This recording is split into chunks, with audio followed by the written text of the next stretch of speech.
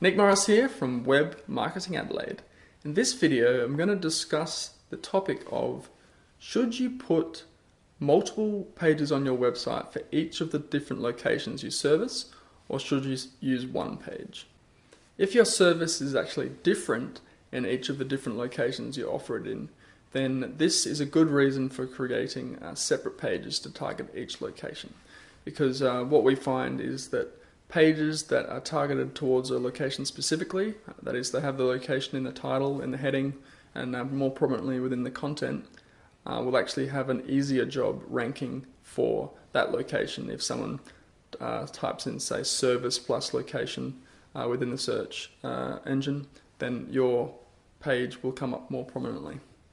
The problem that people often run into is where their service isn't really substantially different for the different locations. It's just that they offer it in multiple locations, and Google's official word on this is that they would prefer it if you used one page if the service is the same. So you'd have a one page about that service, and then you'd list the various locations where it's available also on that page. And this is Google's sort of official position on this question. However, it's not necessarily accepted as the best scenario either for users or generally the right way to go for SEO either. So I'm just going to briefly go through a few ideas on this in this video.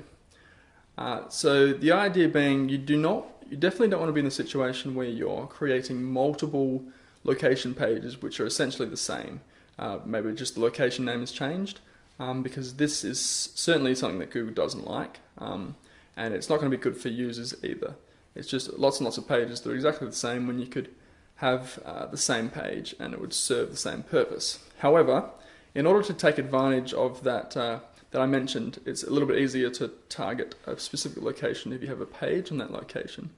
A good way around that is to include some information on a specific location page which is related to that location and can also help the user. So this might be some tips or something that's associated with your service, which is not necessary for your not necessary information for them to understand your service, but it can actually help them.